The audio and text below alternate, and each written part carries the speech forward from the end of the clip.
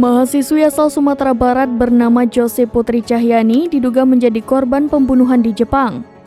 Jasad wanita tersebut ditemukan di sebuah apartemen di kota Maebashi, Prefektur Gunma, Jepang pada Selasa 22 Agustus 2023 sekitar pukul 16.40 waktu setempat. Sehari sebelum ditemukannya jasad Josie, teman sekamarnya melapor ke pihak kepolisian Jepang. Pasalnya, sang teman tak bertemu dengan Josie sejak pertengahan bulan Agustus. Kemudian, pada Selasa 22 Agustus 2023 sore, polisi menemukan jasad Josie di sebuah apartemen.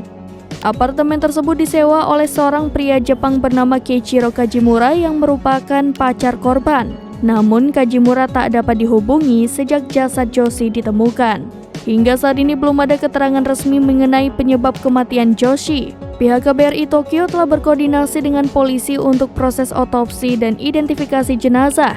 Keiichiro yang sempat sulit dihubungi akhirnya ditangkap oleh pihak kepolisian Jepang di stasiun metro Awajicho, Tokyo pada Kamis 24 Agustus 2023. KBRI juga akan segera mengurus kepulangan korban seusai mendapat jawaban pasti soal penyebab tewasnya Josie. Pihak kepolisian masih menanti hasil otopsi jasad Josie untuk menentukan penyebab kematiannya. Petugas berwenang kesulitan menganalisa lantaran kondisi tubuh sang gadis sudah dalam proses pembusukan. Namun untuk sementara dipastikan tidak ditemukan adanya luka tertentu di bagian luar tubuh korban.